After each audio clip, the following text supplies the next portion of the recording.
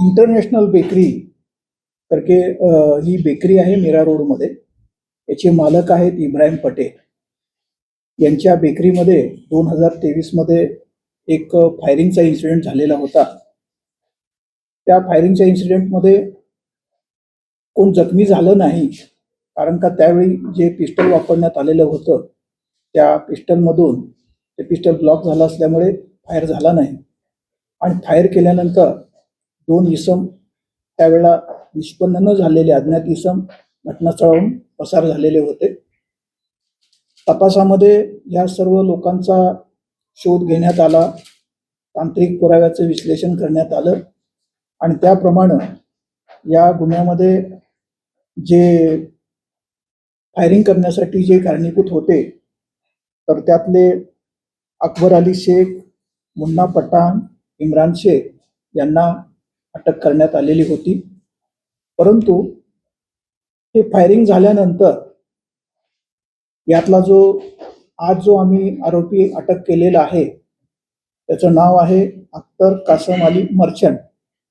यांनी हा घटना घडल्यानंतर यातली जे काही इब्राहिम पटेल की ज्याला बाबू म्हणतात या परिसरामध्ये, त्यांना फोन केलेला होता आणि त्यांना असं सांगितलं होतं की हे जे काही गुटखा किंवा पान मसाला याची जी काही इथं व्यवहार चालतात, अवैध व्यवहार चालतात, त्या धंद्यातले पैसे आम्हाला मिळवून देण्यासाठी ही आम्ही फायरिंग केलेली होती. आणि संबंधित जे लोक आहेत, हा जो कट मेन रचलेला होता बाबू पेजर नावाचा एक त्यातला आरोपी होता. त्या पेजरनी हा गुन्हाचा कट रचला होता आणि त्याप्रमाणे त्यांनी पुढची अरेंजमेंट केलेली होती.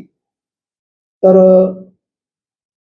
या आता जो अटक केलेला जो आरोपी आहे यांनी या इब्राहिम पटेलला हे सांगितलं होतं की तुला जर ह्यात तडजोड करायची असेल तर माझ्या ते लोक संपर्कात आहे आणि आपण तडजोडीला बसू, तुझ्या जीवाला काही होणार नाही, परंतु तू जर तडजोडीला जर नाही बसलास तर तुझ्यावरती आणि एकदा अटॅक होऊ शकतो अशी याची त्याला गंभीर धमकी दिलेली होती आणि प्रात्यक्षिकही झालेलं होतं.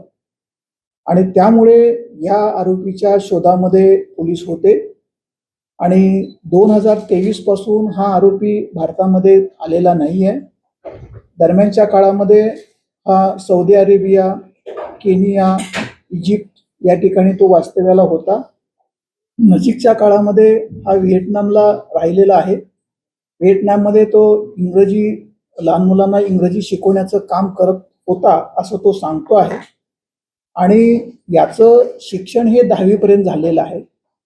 डोंगरीमध्ये इंग्लिश मीडियम स्कूल आहे, त्या स्कूलमध्ये त्याचं 10वी पर्यंत इंग्लिशचं शिक्षण झालेलं आहे. त्यामुळे तो चांगल्या प्रकारचं इंग्लिश बोलतो आणि त्यामुळे तो तिथल्या नागरिकांना किंवा त्याच्या संपर्कात असणाऱ्या इस्मांना त्याच्याबद्दल माहिती मिळू नये या कारणास्तव तो 10वीच्या लहान मुलांना इंग्रजी शिक्षणाचे तो धडे देत होता किंवा शिकवणी घेत होता अशा प्रकारचं तो सांगतो आहे.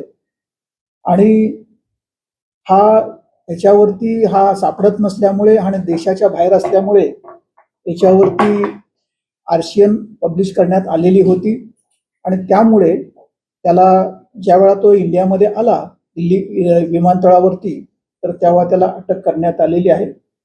आपली जी अथॉरिटी असते विमानतळावरची तर त्यांना ताब्यात घेतलेलं होतं आणि त्यांनी आम्हाला कळवलं, त्याप्रमाणे त्याला अटक करून काल संध्याकाळी त्याला आपल्या या मीरा भाईंदर पोलीस स्टेशनला त्याला आणलेलं आहे आणि आज त्याप्रमाणे आम्ही आपल्याला माहिती देतो आहोत. सर, अंडरवर्ल्डशी काय संबंध आहे याच्यावरती? एक साधारणपणे आतापर्यंत तपासात किंवा इन्क्वायरीमध्ये निष्पन्न झालेले 8 गुन्हे आहेत.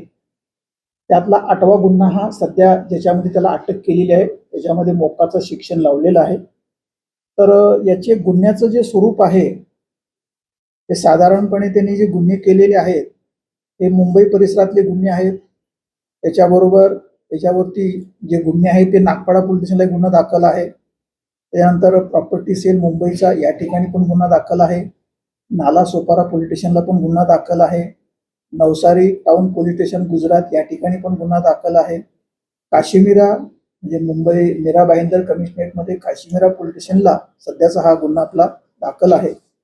काशीगाव पोलीस स्टेशनला पण याच्याविरुद्ध गुन्हा दाखल झालेला आहे आणि नयानगर पोलीस स्टेशनला सुद्धा याच्याविरुद्ध गुन्हा दाखल झालेला आहे. तर याचं जे मूळ जे आहे, तर याची गुन्हा करण्याची पद्धत मध्ये असं आहे की त्याची इन्व्हॉल्वमेंट जी आहे ते बनावट चलन, दरोड्याची तयारी, शस्त्र, अपहरण, खंडणी, धमकी, जीवे मारण्याचा प्रयत्न, तसेच पासपोर्ट आणि फॉरेनर्स ऍक्ट संबंधित गुन्ह्यांचा समावेश आहे. अशा प्रकारचे त्यांनी गुन्हे आतापर्यंत केलेले आहेत.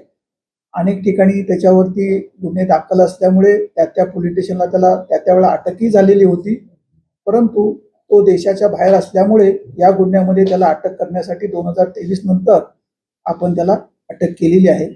आणि यातला जो मुख्य जो आरोपी होता पप्पू पेजर, यालाही काही मार्च महिन्यामध्ये असंच RCN वरती त्याला मुंबई एअरपोर्टवरून त्याला अटक करण्यात आलेली होती.